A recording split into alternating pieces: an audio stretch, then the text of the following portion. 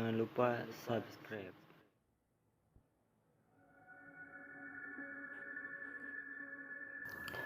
Assalamualaikum warahmatullahi wabarakatuh.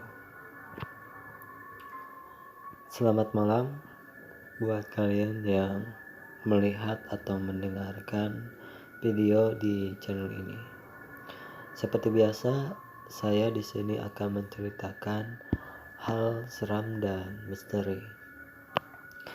Dan untuk cerita malam hari ini yaitu pocong di kamarku. Pocong selalu hadir di kamarku. Aku tak paham kenapa pocong begitu betah berada di kamarku. Berlama-lama yang aku heran, dia akan keluar kamar kalau subuh menjelang. Tepatnya sebelum azan subuh berkumandang memanggil setiap orang yang terlelap. Aku masih ingat saat pertama kali si pocong mendatangi kamarku. Waktu itu usiaku masih 10 tahun. Entah karena aku pernah nonton seri pocong dari DVD yang dibeli bapak tiriku, atau karena melihat peti jenazah bapakku saat beliau disemayamkan di ruang tengah rumah kami. Semuanya serba kemungkinan karena keadaan itulah yang kuingat. Si pocong mengendap-endap masuk ke kamarku. Aku pun heran lagi, kenapa si pocong mengendap-endap. Seharusnya kan dia melompat, karena kakinya masih ketutupan kain kapan yang diikat dengan selai kain putih. Pertama kali didatangi, aku begitu ketakutan hingga tak berani berteriak. Bukan tak berani, suaraku seperti tersekat di kerongkongan, tak mau keluar meski dipaksa.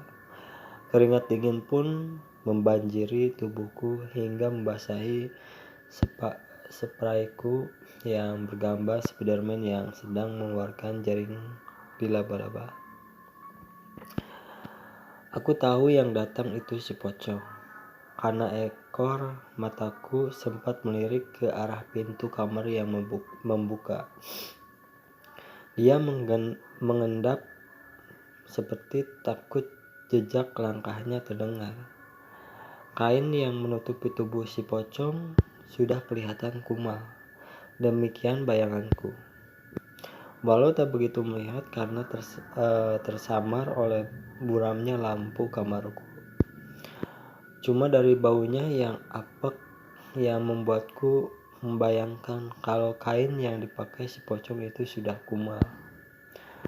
Kututupi wajahku dengan guling serapat mungkin dan berharap itu semua cuma mimpi buruk.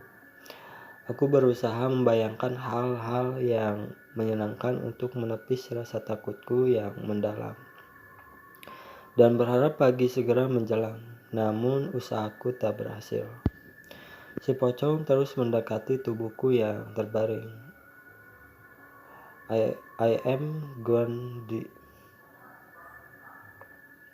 pikirku sambil menangis ketakutan. Suara tangisku pun nyaris tak terdengar. Aku takut si pocong makin marah dengan suara tangisanku. Pasrah, cuma itu yang terpikir sebagai penyelamat. Benar saja, si pocong mendekatiku sedekat mungkin. Dia berbaring di sampingku. Ini kurasakan saat tubuhnya naik ke atas tempat tidurku, tepat di sebelahku.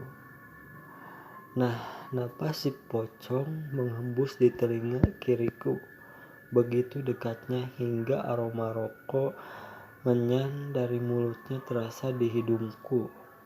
Guling makin kutekan ke wajah sambil menahan takut dan tangis. Si pocong cuma mendesah menyebut namaku Andi. Demikian berulang. Menyebut namaku. Lidahnya pun kurasakan menjulur menjilati kuping kiriku, terasa hangat dan basah. Aku cuma diam, ketakutan hingga air kencingku keluar tanpa diperintah membasahi tempat tidurku. Puas dengan kuping kiriku, si pocong mulai meraba punggungku hingga pantatku. Kemudian rabaan itu berpindah di antara dua pahaku hingga akhirnya selangkanganku. Selanjutnya, aku tak tahu lagi apa yang terjadi kemudian. Mungkin aku pingsan entah berapa lama. Pagi-pagi yang kurasakan cuma perih di sekitar saluran pembuanganku. Waktu itu aku yakin itu cuma mimpi. Meski sering terjadi berulang-ulang hampir setiap malam ketika ibu tak berada di rumah. Paginya aku bercerita pada bapak tiriku yang baik hati. Semua aku ceritakan padanya. Kukatakan ada pocong di kamarku. Bapak tiriku cuma tertawa mendengar kisahku. Dia cuma berkata menghibur, "Kamu pasti bermimpi, mana ada pocong. Kamu sih terlalu banyak nonton film pocong." Aku cuma menganggut-anggut berusaha mempercayainya. Lalu aku pun bercerita pada Mang Dirman, supir keluargaku yang setia dan sedikit budak.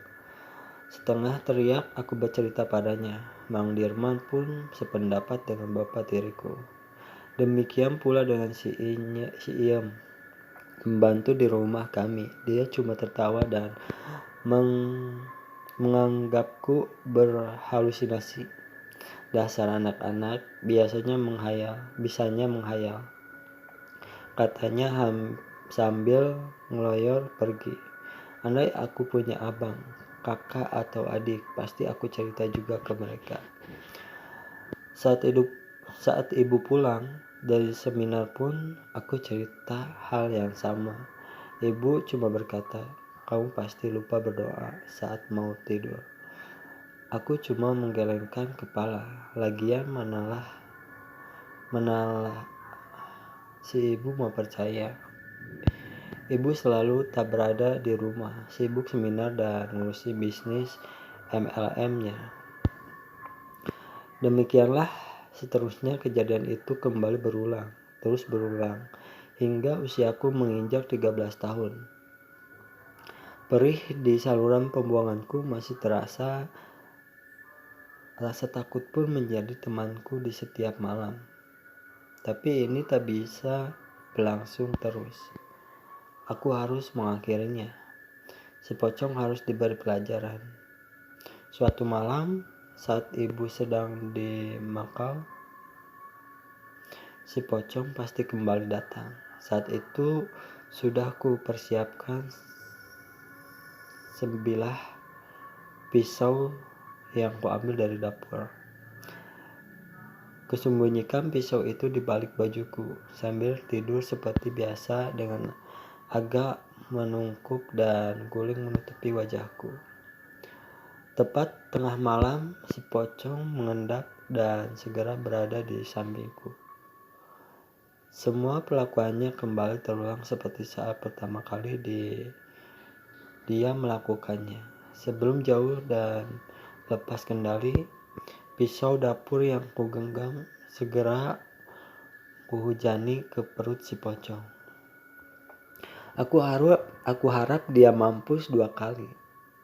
Tanpa berhenti, pisau itu terus kuhujani ke tubuh si pocong.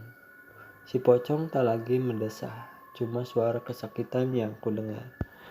Makin lama makin lemah hingga tak terdengar lagi. Malam itu pun kembali senyap. Kulihat dalam kerembangan kamar si pocong tak lagi bergerak. Pisau pun aku lempar begitu saja dan kembali tidur ke posisi semula. Aku berharap pagi besok si pocong sudah menghilang dan tak berani kembali lagi. Paginya cahaya matahari sudah mengetuk jendela kamarku. Cahayanya menyelimuti kamarku, terang dan sekali jadinya. Aku pun duduk dan merenggangkan tangan dan tubuhku ada perasaan lega dan penuh kemenangan. Saat menoleh ke samping, aku kaget setengah mati. Kulihat sosok bapak tiriku yang sudah itulah cerita untuk malam hari ini. Semoga kalian yang melihat atau mendengarkan video di channel ini suka dengan cerita-ceritanya. Jangan lupa tinggalkan like, comment, share, dan subscribe. Nyalain juga loncengnya biar gak ketinggalan jika ada video-video baru di channel ini. Terima kasih. Assalamualaikum warahmatullahi wabarakatuh.